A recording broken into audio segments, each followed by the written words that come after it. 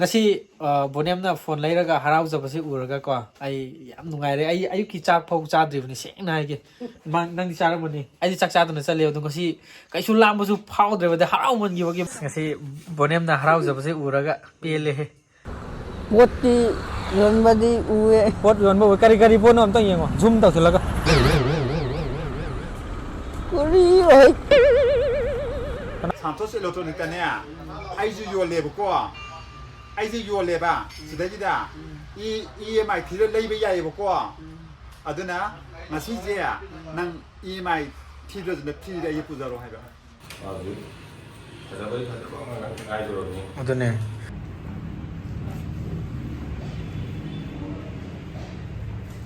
Hi ma'am ma'am ngasi di koi ai gi naw Bonium gi phone leiba no minne deduna nang harau bro ngasi phone lei de ja ha ha kem harau ge ha yamna dia running di ja kai gi no talle kem harau ning de ba ade hayeng lei ra sira yaro lo koi phone lei na bai da makta hojik yum dei thok to re ko adu tuka a yoroga kai phone lei ge do hren yengwa se akoina aim taw phone de ke chawda da aim taw ne adu phangbra yenga se adu gi model do ko adu ma'am leta da dum support to biro akhoi give away gi pochai item ahum ne bako sin le ja adu item ani amadi loisilaktri item amadi yausil e ti yangkok ni ko khud chen na saba yangkok ne adu si gift to doi ne adu ma'am ngai min na se pare adu di adu sunne yangkok mari di loisil e bako ado yauro se ada aduga kai phone lege adu yengor se ko ma'am ko ba Bonium nawaran phone lai ra kan ne nangi phone da hap te wi sei se kari kari sei no nangi sai aduda ije masanam agoi aduda maring sai su hap ni ko sai mate su hap ni ba tiếng lơ mưa yên si đờ chiếc lơ bờ mưa phong si đờ ngày đi ấy đờ nung si bi tiếng lơ mưa yên si đờ chiếc lơ bờ mưa phong si đờ ngày đi ấy đờ nung si bi location je singjamei bazar de haidarak paganda left side to oiduni right side to opposite ta education library haina ma leibna dugo hek left side ta leiduni ko kari phone on yeng jano as ke chau daw intaw na ko ki chau ta ara ngana Berapa yang sih? phone koi Bonium gi phone amta Kayak phone ini. phone se ha kitita kari ba kitita kita ka lai bro Kesal dah lagi. ki chau da ja Kesal dah jadi makan lagi. Kesal dah ada kayak itu dulu lagi kok. ki chau da tas ti like ta bro Kesal dah jauh sih ini tas lagi tas lagi siapa lagi MI, Samsung, Oppo, Vivo, Realme. si dum yar ba Ate itu nate nih. si yellow gi yellow mathak ti yellow jam ta law biro mathak ta yellow lai nate nan yellow hai dai ne yellow do sini makha yellow ja oh makha yellow du ne sidin nang pai ba hai ga dro terasu hai berasu poko ne poko si nungai ga dro ta nang pai ba khra nungai ba khra pik ba lai dro Lainnya itu lagi. yare apik pa nungai dui ni kai nu ni pik pas ai nungate apik pa ne ah pik pa lai ba adu Apik pa nung ai tu si best si phone ki khunungai ji di ko FM radio ta ba yare akashbani imphal ta ba yare tare makhai pau ta ba yare pada tu au apa ma du yeng se iPhone mandi juga ini kok. iPhone sion lau sira iPhone ai na pai ba iPhone je si ko mo de ba adu kai no du di mi no kai ga da yare si adro yare ma taro ga singi ba ya ba si tok to si on tawas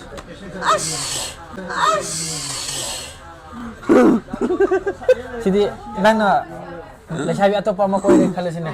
Tao ba? Lesabi atau pa makoy rin kala siba. Nang nupi do ama lak sila kung si kung moza manung dadong lang sila. Oh na. Pra music ni sidi. Music ki phone din. Tao sana. Ya si pami. Kama. Oh Redmi 14C do. Sina 14C na. Si din ni ba. Sina no 13 ni ba. No 14 Pro Plus hanjaki dan launch ko da ngari. Si dum tawro se. Nan akoy yen mo to. Kwang. Si mana. Si mana bro. Sama ni. Ado kano to sira. Si Leisabi ki number gumate hapa ya bro mo se. Lo ya Leisabi ki number lo hapa ya. Number ate photo gum ka pasu lo ya bro. Ya ni ba.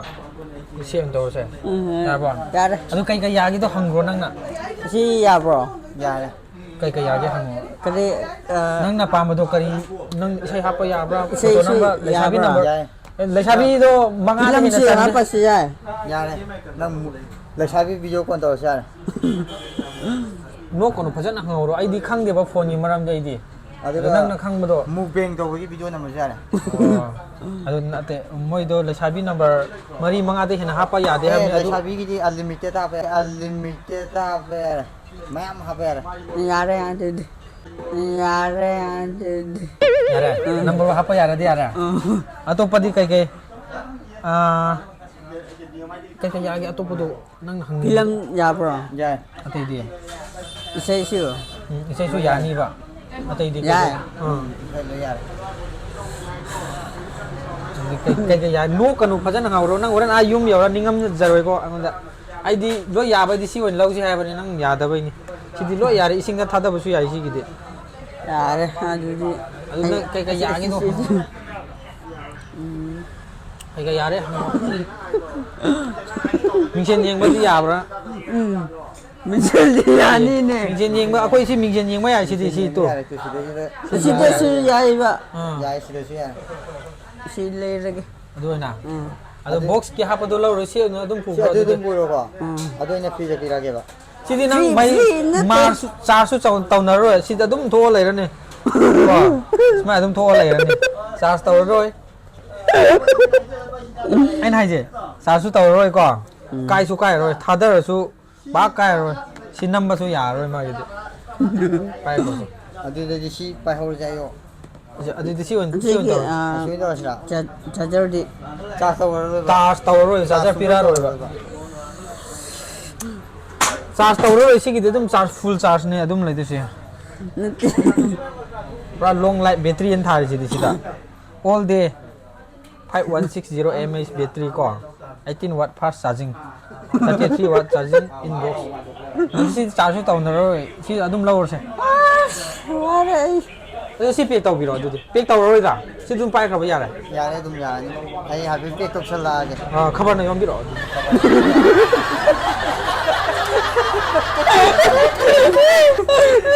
sai tàu ni da Jarang mo yung mga. Yare. No, the box amada hapo. Box hap to. Box ta habo. Box amada hapo. Box ama kata pai biro ba? Box amada Cartoon box ama kata pai biro ba? Ni apa ya, Pak? Oh, yare sila. Sida hap. Sida taw biro. Si pula apa ge ba? Ahum mari adum hapin biro. Si pula apa ge? Moi offer ni. Yare na na magi koyangam gi ama, ai gi ama, Peter gi ama. Phone kya nam ta yeng hau gi ka. Nói cho offer si phone mari ai si jap ra. Phone kaya no. Yami he. Ako ko phone anda thiau gi ka. Phone paisa tu pun na pana se ba. Nang itu kan mano.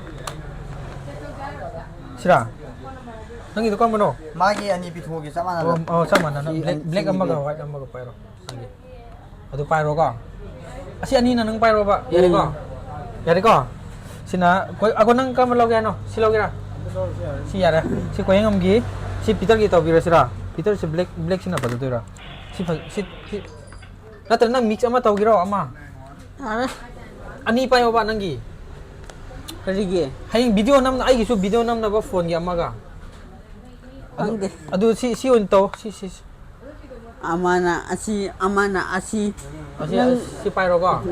Adu ga sina ꯍꯤꯇꯔꯒꯤ ꯊꯝꯕꯤꯔꯁꯦꯀꯣ ꯁꯤꯅ ꯅꯣꯏ ꯗꯗꯥ ꯀꯣꯌꯤꯡꯒꯝꯒꯤ ꯁꯤꯅ ꯑꯩꯒꯤ ꯑꯣꯏꯔꯒꯦ ꯁꯤꯁꯦ ꯑꯗꯨꯝ ꯊꯝꯃꯒꯦ ꯑꯍꯨꯝ ꯃꯔꯤ ꯄꯥꯏꯔꯁꯨ ꯌꯥꯏ ꯀꯩꯅꯣ ꯅꯠꯇ꯭ꯔ ꯅꯪ ꯑꯍꯨꯝ ꯄꯥꯏꯒꯦꯔꯣ ꯌꯥꯔꯦ ꯑꯅꯤꯅ ꯌꯥꯔꯕꯕ ꯑꯁꯤ ꯊꯝꯃꯣ ꯁꯤ ꯊꯝꯕꯤꯔꯣ ꯁꯤ ꯍꯥꯞꯆꯤꯜꯂꯒꯦꯀꯣ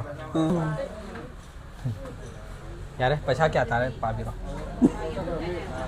50K ꯇꯥꯔꯦ 50K 50K ꯀꯌꯥꯅꯣ ꯈꯪꯗ꯭ꯔꯣ 50K 5-0 ꯑꯃ ꯀꯦ ꯑꯃꯒ ꯊꯝꯃꯣ ꯅꯠꯇꯦ ꯄꯨꯂꯞ ꯄꯥꯏꯈ꯭ꯔꯣ ꯊꯝꯃꯣ ꯍꯥꯏꯕ ꯁꯤꯗ ꯄꯩꯁꯥ ꯅꯪ ꯄꯩꯁꯥ ꯂꯧꯊꯣꯔꯣ ꯄꯔꯁꯇꯩꯗꯣ ꯅꯪ ꯀꯌꯥ ꯌꯥꯎꯒꯤ ꯑꯩ ꯅꯠꯇꯦ ꯅꯪ ꯐꯣꯟ ꯂꯩꯕ ꯂꯥꯛꯑꯒ ꯍꯣꯔꯦꯟ ꯄꯩꯁꯥ ꯄꯤꯈ꯭ꯔꯣ ꯌꯥꯔꯦ ꯄꯤꯈ꯭ꯔꯣ ꯑꯩ ꯂꯧꯔꯒꯦꯀꯣ ꯌꯥꯔ ꯄꯩꯁꯥ ꯑꯗꯨꯝ ꯌꯥꯔꯕ ꯑꯗꯨꯅ ꯌꯥꯔꯦ 1 2 3 4 5 ꯅꯤꯀꯣ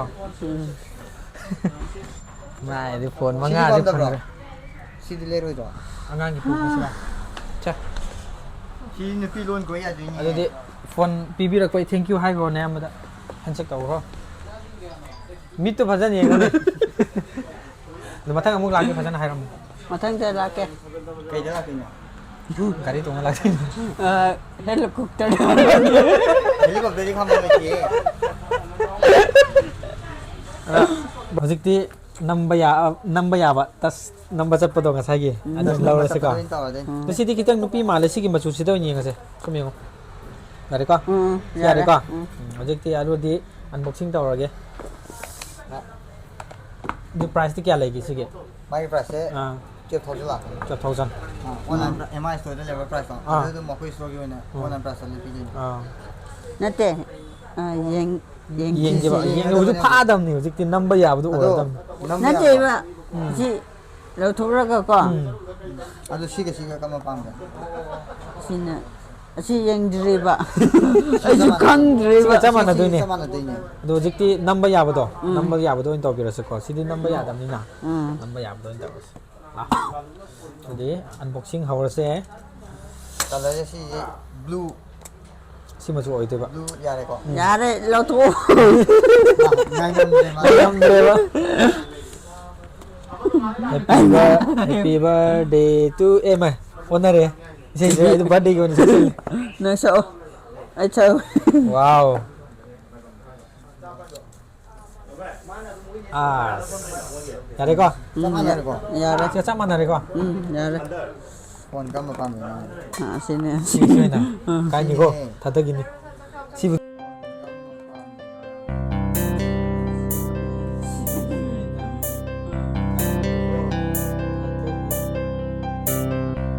이 다들 줘야 이 다들 봐야 너 마이크로폰 하피 깐나 누워거노 봐 왜 아시수 하고 거기 그래 나 하피 로이기게 봐 버전나 ngai ngamdabsina mana sidi charger lo yaurani ko duga sidi discount ke bi doino koi Bonium lak pai sida discount se ꯑꯩꯈꯣꯏꯒꯤ ꯇꯦꯝꯄꯔ ꯀꯣꯚꯔ ꯑꯃ ꯍꯥꯞꯄꯅꯤ temper ga cover ga ꯗꯦꯂꯤ ꯂꯛꯀꯤꯗ꯭ꯔꯣ ꯑꯃ ꯉꯁꯤ ꯑꯗꯨꯝ ꯑꯣꯜꯂꯅꯤ oh ꯃꯥꯔꯆꯀꯤ ꯗꯦꯠ ꯐꯥꯔꯁ ꯋꯤꯛ ꯁꯤꯗꯅꯦ ꯃꯦꯒꯥ ꯂꯛꯀꯤꯗ꯭ꯔꯣꯅ ꯋꯥꯁꯤꯡ ꯃꯦꯆꯤꯟ ꯀꯩꯀꯩ ꯌꯥꯎꯕ ꯑꯃ ꯑꯗꯨ ꯑꯣꯜꯂꯛꯈꯤꯅꯤ oh ꯑꯩꯈꯣꯏꯒꯤ ꯁꯟꯇꯣꯁ ꯏꯂꯦꯛꯇ꯭ꯔꯣꯅꯤꯛꯁ ꯁ꯭ꯇꯣꯔꯗꯒꯤ 14C ꯑꯃ ꯂꯧꯕꯤꯈ꯭ꯔꯦ ꯑꯗꯨꯒꯤ ama kai phau yenge ko ꯀꯩ ꯐꯥꯎꯒꯦ ꯌꯦꯡꯉꯁꯤ action camera ꯑꯦꯛꯁꯟ ꯀꯦꯃꯦꯔꯥ ꯐꯥꯎ ꯑꯦꯛꯁꯟ ꯀꯦꯃꯦꯔꯥ ꯑꯝꯇ ꯄꯤꯕꯤꯔꯛꯑꯣ ꯗꯥ ꯕꯣꯅꯤꯌꯝ ꯍꯥꯏ ꯑꯝꯇ ꯇꯧꯕꯤꯔꯛꯑꯣ hai ꯐꯣꯟꯁꯦ ꯑꯗꯨꯝ ꯄꯥꯝꯃꯕꯣ 14C ꯑꯃ ꯂꯧꯕꯅꯦ ꯄꯥꯝꯃꯕꯣ ꯄꯥꯝꯃꯦ ꯁꯟꯇꯣꯁ ꯏꯂꯦꯛꯇ꯭ꯔꯣꯅꯤꯛꯁꯇ ꯃꯌꯥꯝ ꯂꯥꯛꯄꯤꯌꯣꯅ ꯑꯝꯇ ꯃꯇꯦꯡ ꯑꯝꯇ ꯍꯥꯏꯕꯤꯔꯛꯑꯣ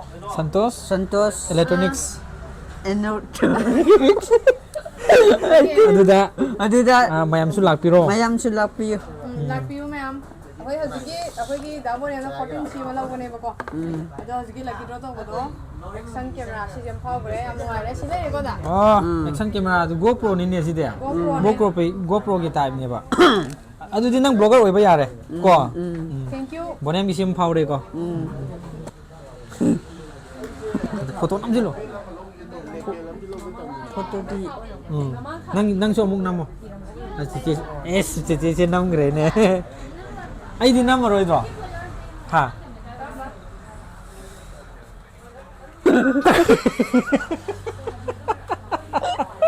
namo ꯌꯥꯔꯕꯣ ꯅꯪꯗꯤ ꯅꯝꯃꯔꯣꯏꯗ꯭ꯔꯣ ꯑꯦ ꯁꯩꯅꯦ 이반이 남자 포토 비디오 한번 남기러 봐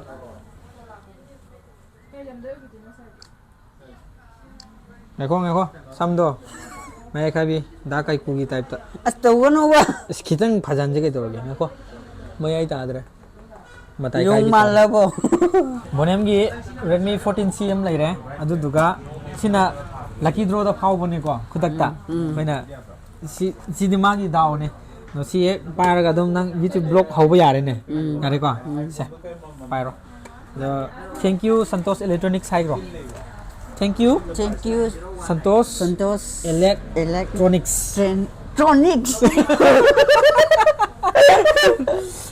mà thằng đó số mục lá này có mấy em nó tung lên biết rồi để yam nó khăn là discount ở đây cả yam nó premium oil product hay ta rồi có lỗi nó su nó phăng ra đấy đó singjamei lại sang thêm lại cái đó Mana Santosh Electronics sign yam sound na hang lai bane mayam su amtang lengchen gi ro ase akoi aduga hena akoi gi Bonium gi site lak ba mi sing gi de hena hana gi pirami ba discount gi da muka sound na muka pirak toi ni ko mayam su muk lao mayam lak piro na haising ro mayam sida lao iPhone su hong na pi do mayam lei ba kan da su hong mayam lei ba kan da su hong na pi ni hai ro mayam na lei ba kan da su hai ro mayam le na khoi na le vi wasi adisa su hong na pi kan madam mi su na bu du le ram mi su adisi da su le ram ne kai no le su bo to slide su le re ne to slide ka dai no tu oh to slide mayam le ne si mo ga le re si khang bra angang gi pe nang nang wa ngang ku tin gi in na bu do do din aduga sisina photo kano do camera do dadres na pai bu do tan kan to riang chra ka bi na ko da sam to pi do yeng chro nang yeng ai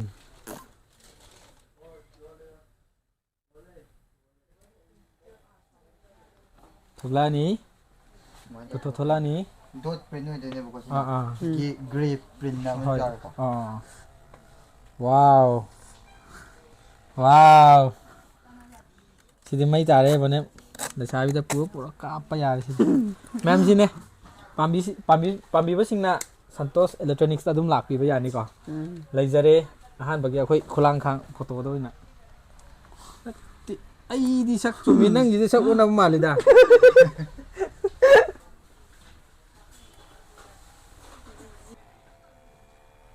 ako thongan je ke ko thế là sẽ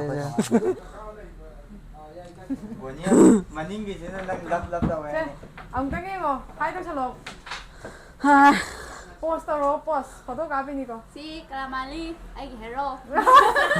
ya đấy nang si khang bra khang de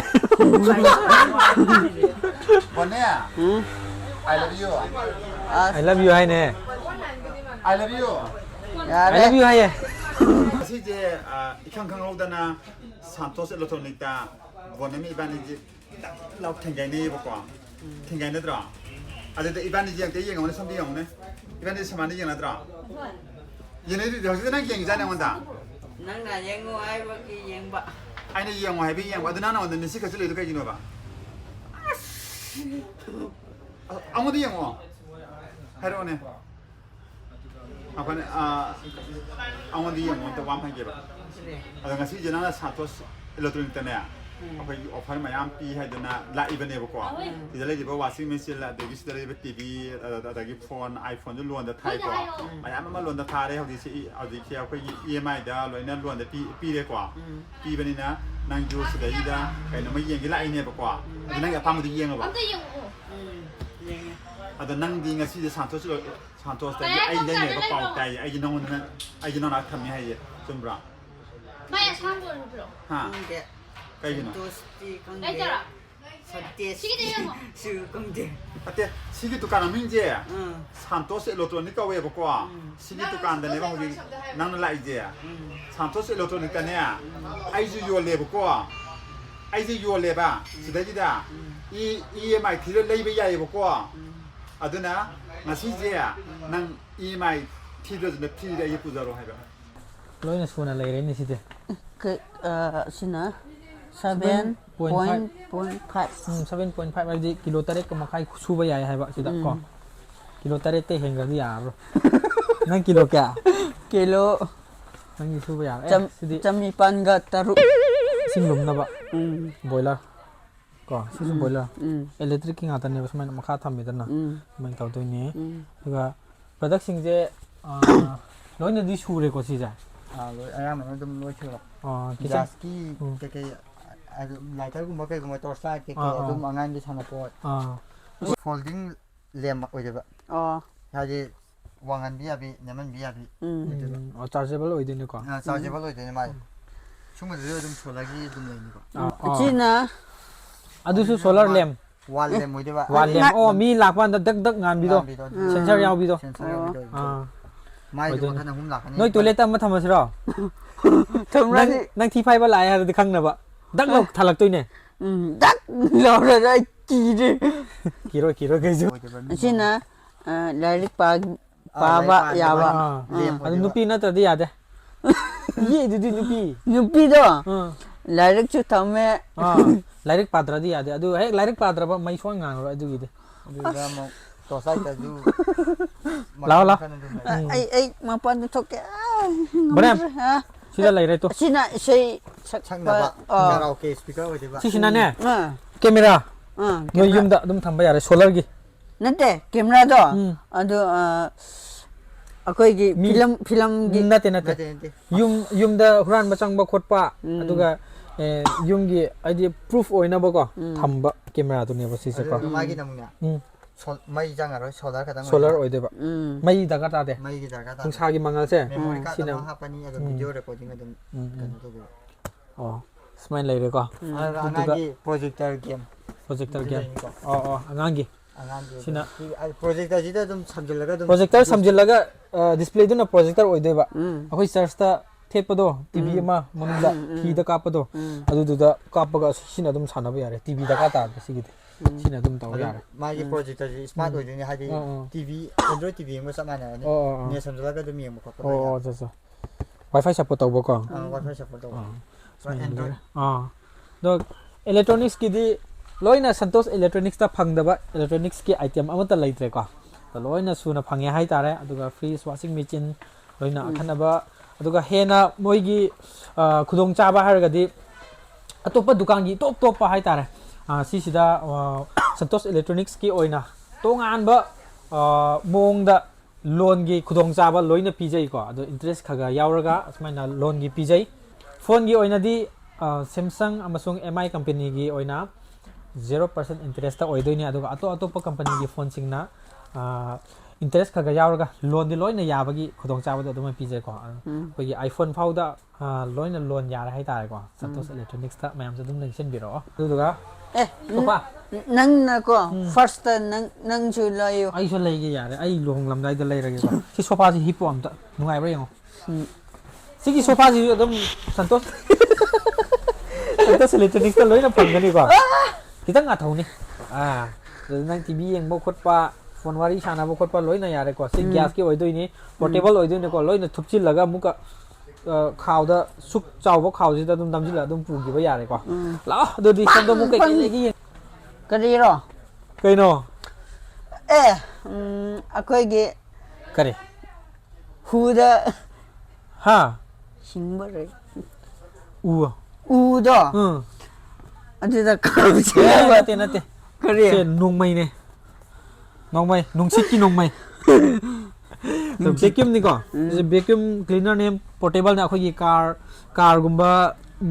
ꯀꯥꯔꯒꯨꯝꯕ ꯊꯝꯕ ꯃꯤꯁꯤꯡꯒꯤꯗꯤ ꯌꯥꯝ ꯀꯥꯟꯅꯕ ꯍꯥꯏꯇꯥꯔꯦꯀꯣ car ꯃꯅꯨꯡꯗ ꯑꯗꯨꯝ ꯍꯥꯞꯄꯒ ꯑꯗꯨꯝ ꯁꯨꯃꯥꯏꯅ vacuum ꯇꯧꯕ ꯌꯥꯔꯦ ꯑꯃꯣꯠꯄꯗꯣ ꯆꯤꯡꯁꯤꯟꯕꯗꯣ ꯑꯃꯣꯠꯄ ꯆꯤꯡꯁꯤꯜꯂꯦꯗꯅ ꯁꯤꯗ ꯆꯪꯉꯅꯤꯕ ꯂꯩꯊꯣꯛꯑꯒ ꯑꯃꯨꯛ ꯍꯩꯗꯣꯛꯈ꯭ꯔꯅꯤꯕ ꯈꯪꯕ꯭ꯔꯥ ꯑꯗꯨꯃꯥꯏꯅ ꯇꯧꯕ ꯌꯥꯔꯦ ꯑꯗꯣ ꯃꯊꯪꯗ ꯁꯤ ꯀꯔꯤꯅꯣ ꯅꯪ ꯈꯪꯕ꯭ꯔꯣ sina chak ꯊꯣꯡꯅꯕ ꯔꯥꯏꯁ ꯀꯨꯀꯔꯅꯤꯀꯣ 1.8 ꯂꯤꯇꯔꯒꯤ ꯂꯣꯏꯅ ꯃꯈꯜ ꯁꯨꯅ ꯂꯣꯏꯅ ꯐꯪꯉꯦ ꯍꯥꯏꯇꯥꯔꯦ ꯒ꯭ꯔꯥꯏꯟꯗꯔ ꯂꯩꯔꯦ ꯑꯗꯨꯗꯨꯒ ꯏꯌꯔ ꯐ꯭ꯔꯥꯏꯌꯔ ꯀꯣ ꯁꯤꯗꯤ ꯊꯥꯎ ꯌꯥꯎꯗꯕꯤꯗ ꯑꯗꯨꯝ ꯀꯪꯍꯟꯕ ꯌꯥꯕ ꯀꯣ ꯊꯥꯎ ꯌꯥꯎꯗꯕꯁꯤꯗꯤ ꯃꯅꯨꯡꯗ ꯍꯥꯞꯆꯤꯜꯂꯦꯗꯅ ꯂꯣꯏꯅ ꯑꯗꯨꯝ ꯀꯪꯍꯟꯕ ꯉꯥꯒꯨꯝꯕꯁꯨ ꯌꯥꯏꯕ ꯌꯥꯔꯦ ꯉꯥ ꯐ꯭ꯔꯦꯁ ꯐꯥꯎꯗ ꯑꯗꯨꯝ ꯍꯥꯞꯄꯤꯗꯅ ꯀꯪꯍꯟꯕ ꯌꯥꯔꯦꯀꯣ ꯑꯗꯨꯗꯨꯒ ꯁꯤꯗꯤ ꯀꯦꯇꯜꯅꯦ ꯁꯤꯕꯨꯗꯤ ꯑꯗꯨꯝ ꯁ꯭ꯇꯣꯔ ꯈꯨꯗꯤꯡꯃꯛꯁꯨ ꯂꯣꯏꯅ ꯐꯪꯕꯅꯦ ꯑꯗꯨꯗ ꯆꯠꯂꯣ ꯑꯗꯨꯒ ꯕꯥꯏꯅꯣꯀꯨꯂꯔ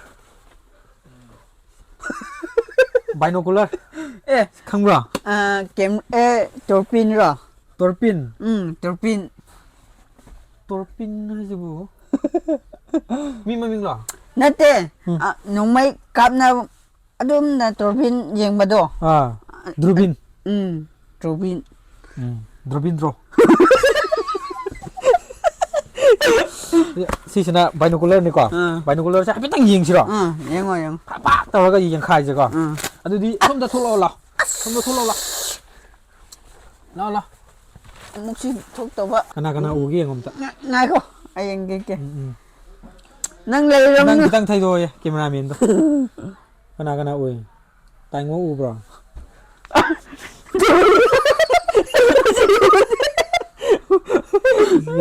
ꯇꯥꯏꯉꯣ ꯎꯕ꯭ꯔꯥ ꯌꯦꯡꯉꯣ ꯌꯥꯕ꯭ꯔꯥ ꯑꯩ ꯇ꯭ꯔꯥꯏ ꯇꯧꯔꯝꯒꯦꯁꯦ ꯅꯠꯇꯦ ꯃꯤ ꯎꯕ꯭ꯔꯣ ꯎꯕ ꯍꯧꯔꯕꯣ ꯎꯗꯤ ꯎꯋꯦꯕ ꯅꯣꯏꯒꯤ ꯁꯥꯔ ꯇꯥꯃꯜꯂꯣꯗꯣ ꯎꯕ꯭ꯔꯥ ꯇꯝꯍꯜꯂꯣ ꯂꯥꯛꯑꯣ ꯅꯪꯅ ꯂꯥꯞꯅ ꯑꯃ ꯌꯦꯡꯈꯥꯏꯁꯦꯕ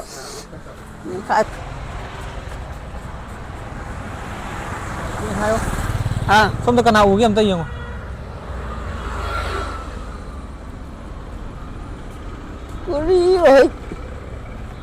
ꯀꯅꯥ ꯎꯒꯦ ꯎꯗ꯭ꯔꯕꯣ ꯄꯣꯠꯇꯤ ꯌꯣꯟꯕꯗꯤ ꯎꯋꯦ ꯄꯣꯠ ꯌꯣꯟꯕ ꯀꯔꯤ ꯄꯣꯠꯅꯣ ꯑꯝꯇ ꯌꯦꯡꯉꯣ ꯖꯨꯝ ꯇꯧꯁꯤꯜꯂꯒ ꯑꯩꯈꯣꯏ ꯕꯣꯅꯤꯌꯝꯒꯤ ꯃꯥꯏꯀꯩꯗꯒꯤ ꯃꯥꯒꯤ ꯄꯨꯛꯅꯤꯡꯒꯤ ꯑꯣꯏꯕ ꯋꯥꯔꯣꯜ ꯀꯩꯀꯩ ꯂꯩꯒꯦ ꯍꯥꯏꯕꯗꯨꯁꯨ ꯍꯥꯏꯐꯦꯠꯇꯪ ꯇꯥꯃꯤꯟꯅꯁꯤꯀꯣ ꯕꯣꯅꯤꯌꯝ ꯉꯁꯤ ꯑꯌꯥꯝꯕꯅ ꯐꯣꯟ ngasi ꯂꯧꯕꯁꯦ ꯅꯪꯒꯤꯗꯃꯛꯇ ꯐꯣꯟ ꯂꯧꯕꯁꯦ ꯀꯩꯀꯩ ꯅꯨꯡꯉꯥꯏꯕ ꯅꯨꯡꯉꯥꯏꯇꯕ ꯅꯪꯒꯤ ꯋꯥꯈꯜ ꯊꯃꯣꯏꯒꯤ ꯑꯣꯏꯕ ꯄꯥꯎꯗꯝ ꯈꯔ ꯄꯤꯈ꯭ꯔꯣ ꯗꯗꯥꯒꯤ ꯂꯩꯕꯤꯕꯒꯤ ꯅꯨꯡꯉꯥꯏꯔꯦ ꯑꯗꯨꯒ ꯁꯟꯇꯣꯁ ꯏꯂꯦꯛꯇ꯭ꯔꯣꯅꯤꯛꯁꯁꯨ ꯁꯟꯇꯣꯁ electronics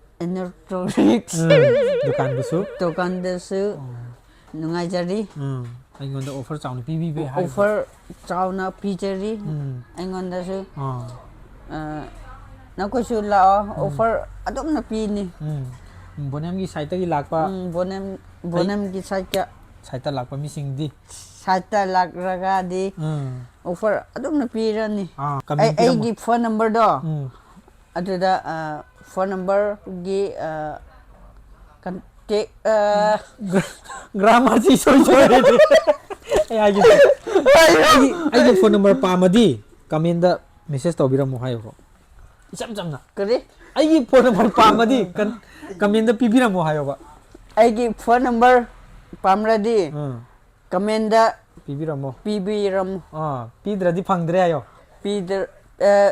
ꯀꯃꯦꯟ ꯄꯤꯗ꯭ꯔꯗꯤ ꯐꯪꯗ꯭ꯔꯦ ꯃꯌꯥꯝꯁꯨ ꯑꯗꯨꯝ ꯂꯦꯡꯁꯤꯟꯕꯤꯔꯛꯑꯣ ꯑꯗꯨꯒ ꯈꯨꯗꯣꯡꯆꯥꯕꯁꯤ ꯂꯧꯕꯤꯍꯧ ꯑꯗꯨꯒ ꯑꯩꯈꯣꯏꯒꯤ ꯁꯟꯇꯣꯁ ꯏꯂꯦꯛꯇ꯭ꯔꯣꯅꯤꯛꯁꯁꯦ ꯃꯣꯔꯦꯗ ꯌꯥꯝ ꯆꯥꯎꯅ ꯍꯥꯡꯂꯝꯕꯅꯦ ꯑꯗꯨꯗꯨꯒ ꯃꯃꯥꯡꯒꯤ ꯃꯦꯒꯤ ꯗꯦꯠ 3-4ꯗꯒꯤ ꯏꯔꯥꯡꯁꯦ ꯁꯨꯃꯥꯏꯅ ꯍꯧꯈꯤꯕꯗꯒꯤ ꯃꯥꯒꯤ ꯁ꯭ꯇꯣꯔꯁꯨ ꯑꯗꯨꯝ ꯃꯩꯅ ꯇꯨꯝꯅ ꯑꯗꯨꯝ ꯆꯥꯛꯈ꯭ꯔꯦ ꯍꯥꯏꯇꯥꯔꯦꯀꯣ ꯁ꯭ꯇꯣꯔꯁꯦ ꯂꯣꯏꯅ ꯗꯦꯃꯦꯖ ꯑꯣꯏꯈ꯭ꯔꯦ ꯃꯥꯡꯈ꯭ꯔꯦ ꯑꯗꯨꯗꯨꯒ ꯏꯝꯐꯥꯜꯗ ꯑꯃꯨꯛ ꯂꯥꯛꯑꯒ ꯁꯤꯡꯖꯃꯩ ꯂꯩꯁꯥꯡꯊꯦꯝ ꯂꯩꯀꯥꯏꯁꯤꯗ ꯁꯨꯃꯥꯏꯅ ꯁ꯭ꯇꯣꯔ ꯑꯃ ꯅꯧꯅ ꯍꯥꯡꯖꯕꯅꯦ ꯅꯧꯅ ꯍꯥꯡꯕ ꯍꯥꯏꯁꯦ ꯑꯗꯨꯝ ꯆꯍꯤ 1-2ꯃꯨꯛꯇꯤ ꯁꯨꯔꯦꯀꯣ ꯑꯗꯨꯃꯥꯏꯅ ꯍꯥꯡꯒꯠꯂꯛꯄꯁꯤꯗ ꯇꯞꯅ ꯍꯥꯡꯒꯠꯂꯒ ꯍꯧꯖꯤꯛꯇꯤ ꯃꯌꯥꯝꯅ ꯈꯪꯕꯤꯕ ꯍꯥꯏꯕꯗꯨꯁꯨ ꯑꯣꯏꯔꯦ ꯑꯗꯨꯗꯨꯒ ꯉꯁꯤ ꯑꯩꯈꯣꯏꯒꯤ ꯕꯣꯅꯤꯌꯝ ꯏꯕꯥꯅꯤꯒꯤ ꯐꯣꯟꯁꯤꯁꯨ ꯁꯤꯗ ꯂꯥꯛꯑꯒ ꯆꯥꯎꯅꯁꯨ ꯗꯤꯁꯀꯥꯎꯟ ꯇꯧꯕꯤꯔꯦ ꯂꯧꯖꯔꯦ ꯐꯣꯟꯁꯨ ꯐꯪꯉꯦ ꯑꯗꯨꯗꯨꯒ ꯁ꯭ꯇꯣꯔꯗꯨꯁꯨ ꯑꯗꯨꯝ ꯃꯌꯥꯝ ꯂꯦꯡꯁꯤꯟꯕꯤꯔꯛꯑꯣ ꯂꯣꯟꯒꯤ ꯈꯨꯗꯣꯡꯆꯥꯕ ꯃꯌꯥꯝ ꯑꯃ ꯄꯤꯕꯅꯦꯕꯀꯣ ꯑꯗꯨꯒ ꯃꯌꯥꯝꯅꯁꯨ ꯑꯗꯨꯝ ꯁꯞꯄꯣꯔꯠ ꯇꯧꯕꯤꯔꯝꯃꯣ ꯏꯌꯥꯝꯕꯒꯤ ꯁ꯭ꯇꯣꯔꯁꯦ ꯏꯀꯨꯏ ꯀꯨꯏꯗꯅ ꯀ꯭ꯋꯥꯀꯩꯊꯦꯜ ꯂꯣꯝꯗ ꯑꯃꯁꯨ ꯁ꯭ꯇꯣꯔꯁꯦ ꯍꯥꯡꯖꯔꯒꯅꯤ ꯑꯗꯣ ꯏꯌꯥꯝꯕ ꯁꯟꯇꯣꯁꯁꯦ ꯑꯩꯅ ꯊꯥꯏꯅꯗꯒꯤ ꯍꯧꯅ ꯍꯥꯏꯇꯥꯔꯦꯀꯣ ꯏꯌꯥꯝꯕꯗ ꯏꯌꯥꯝꯕ ꯑꯗꯨ ꯃꯥꯅꯁꯨ ꯏꯅꯥꯎꯗ ꯁꯨꯃꯥꯏꯅ ꯂꯣꯏꯅꯔꯛꯑꯒ ꯍꯧꯔꯛꯄꯅꯤ ꯍꯥꯟꯅꯗꯤ ꯃꯣꯔꯦꯗ ꯁ꯭ꯇꯣꯔꯁꯦ ꯌꯥꯝ ꯆꯥꯎꯅ ꯍꯥꯡꯉꯝꯕꯗꯒꯤ ꯃꯨꯠꯈꯤꯕꯗꯒꯤ ꯑꯃꯨꯛ ꯂꯥꯛꯑꯒ ꯏꯝꯐꯥꯜꯗ ꯁꯨꯃꯥꯏꯅ ꯍꯥꯡꯕꯁꯤꯗ ꯌꯥꯝ ꯅꯨꯡꯉꯥꯏꯖꯔꯦ ꯐꯪꯗꯕ ꯄꯣꯠ ꯂꯩꯇꯦꯀꯣ ꯁꯟꯇꯣꯁ ꯏꯂꯦꯛꯇ꯭ꯔꯣꯅꯤꯛꯁꯁꯤꯗ ꯂꯣꯏꯅ ꯀꯤꯆꯟ ꯑꯥꯏꯇꯦꯝ ꯂꯩꯔꯦ ꯑꯗꯨꯒ ꯑꯉꯥꯡꯒꯤ ꯁꯥꯟꯅꯄꯣꯠ ꯀꯩꯀꯥ ꯂꯣꯏꯅ ꯁꯨꯅ ꯐꯪꯒꯅꯤ ꯃꯦꯟ ꯑꯣꯏꯅ ꯑꯩꯈꯣꯏꯒꯤ ꯏꯟꯁꯇꯣꯜꯃꯦꯟ ꯌꯥꯕꯁꯦ EMI ยาบเสลอยนะคุณต้องจ่ายไปลอยนะPBให้ตาเลยก่อนตรงนี้มาช่วยดุมเลี้ยงสิ้นบีรอวันนี้ชิมเล่าเลยก็จะชิมกี่โฟโต้กันนะครับพี่ไปโรจารันนะคุณพี่ยาตัวคงพี่เนี่ยก็เนี่ยชิลล์บุญเนี่ย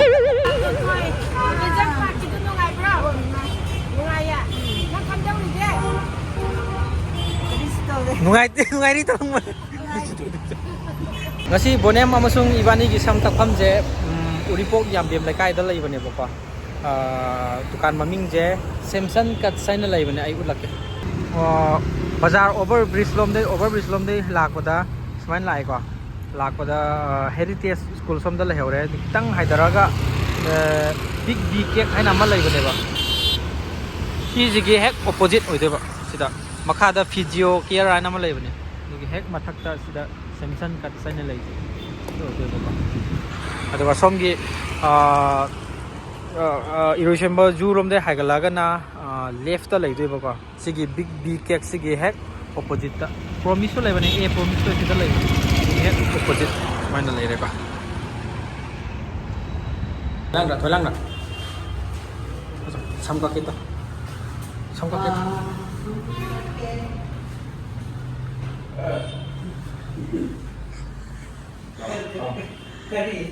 Nang hai ni pati. Open này được rồi. Open này đâu cái open này bạn. Open làm sao? Upun di upun ni na. Không. Xin lỗi các kakhre. Okay. Bonem gi samje hoji kathat to re ko. Lai re. Ado kai Samson katsta lengsin laga lai re. Uripok yam bem lekai ko. ICICI bank tu ki hek nakan da hai tare. Mamang oi doi ba. Ado heritage school do kitang haidaraga maning hai tare ne ko. Maina lai re ado koi hoji kakpa hodore bonem jeng si di. Bonem na tana kainom thola siro. Konem man thola siro. Bonem se kasi konem ona lage ko samka ga look se hori kak ngai dai look se sine bo ko hori ka matung da look se kamai lage ni me dar se dai na ni kakawai mayam kakawai kai mayam mo ngai le ko nge han kak tu ne ba ya ko au de hei ta kap si le style je kan ba tau je hai no mana Makara kara ko. round da aku kaino kita itu nganu kita itu Mas mana round xe có. oh ya tahu rasa kau tu dia Bỏ đến cái farm đó có thay mình chút. phone ju pai re ko saksu phajare ko adu duga Ya su se me Jet. saru so khra sangalani adu de nupi di wa lo roina sida su nupi phangdra ne nayamba YouTube de nang resign taw bro atopa channel da yaw bro ko ya bro As to ko no. ai adum pun chai ro oh ya Ini tong kere.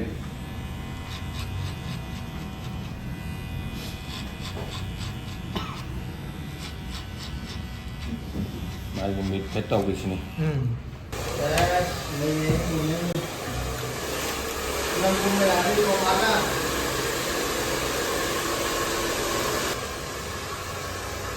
Còn đây.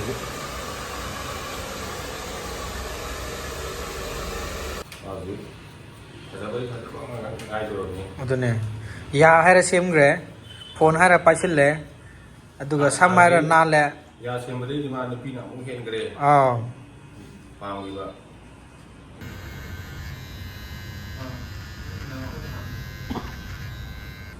kok tu masuk lao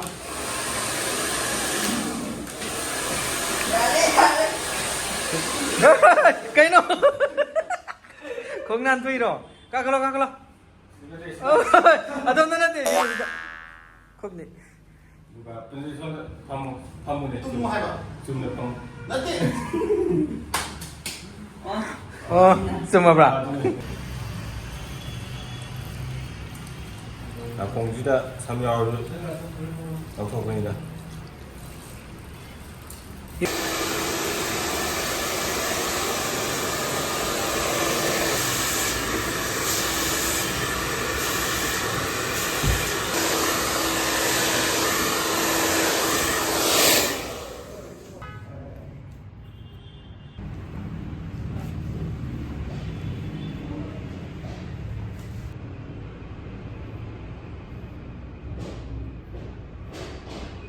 Bonium looks se anau ole ko sai looks to ka yam khenare ko nakti Bonium ole ko Bonium oh Bonium sorry Bonium anau ba laijare aduga laiba sam kakpiriba akhoi yama Samson ga amtang ga round video ma ulak ko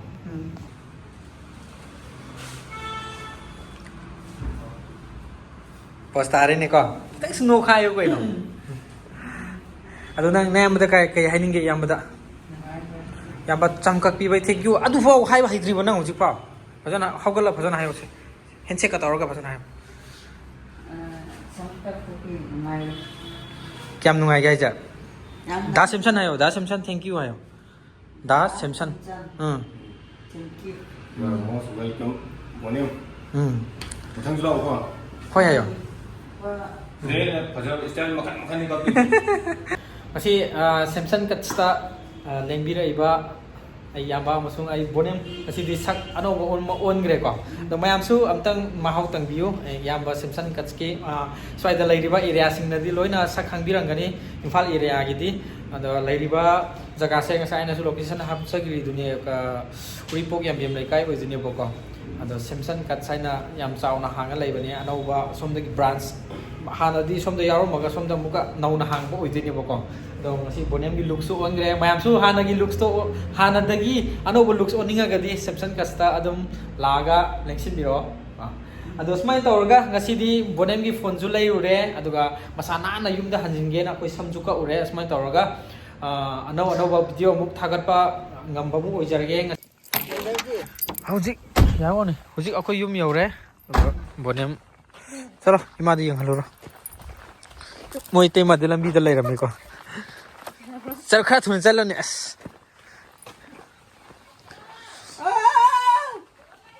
phone lo la nei phone lai ra bra hangi itei mana laidri hayo ba su laidri hayo e mai yang halo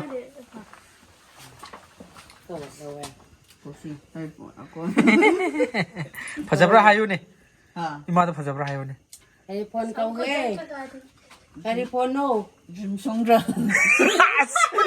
Redmi 14C Redmi 14 ima da sakso amta yang halo na chanu pa singasi na chanu pa mali bra mama chanu pa mali bro mandre ko is ti wa khan wa bi ne ima ga photo amta kap khayo se selfie to khayo ima som da chalo ai photo mai than bi rakke ai kari sakbu selfie ni ko na ado khalo nako si chango se selfie to ko selfie na mada hem na tro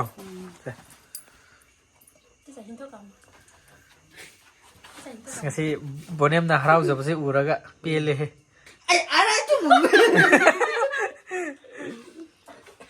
ara tu lu me tum de yeng ya phone da sida yeng ba sida yes ti postare ma'am akhoi yum yaure ko hojik se ado ngasi Bonium gi phone se laire samsu ai ga cha manana kakhre ko ai ko dei mana bu phajagre chine madam mu hai giren taw nang ma'am ngasi Bonium na phone am na thangalo mai aina leiba phone to sine hayo sini tu ma'am ngasi Bonium na phone lairaga harau jabase uraga ko ai yam nungai re ai ayuki chak phau cha dribni seng na ge nang di chara mani ai chak cha na chale do ngasi kaisu lambu su phau dreba de harau man gi wagi magi mong mo to ngasi ayuk hek thokhi daina nungdang wam phau smaina magi mood se ngasi di pra smiling face ni ko lairi je haji phau dum noi na harau da bra kamai ta harawe ngasi de phone lairam ni na nungai re ko ning ba thunge ko ngasi de adudi mathang makha block phaja bong thagale se ko ma'am na su left na support to bai damak thagat chari aduga aigi Bonium gi damakta phone laibada yamda ba adu mating pangbirak pa singju hainingai laitana thagat chari ma'am bu su thagat chari hai gro mayam su thagat chari ado yengbiri ba pum namak su aroi bamakta da ana ikok nona hayo ikok nonna khurumjari ana yek yaudaba punchi nung sangba tandu laitan laiba haibado oiminarsi dana ngasi gi blog se sai se tam loisila se ko next blog ta muk thengna se ma'am bye bye bye phone to thangalo bye bye taw chalo ne bye bye yes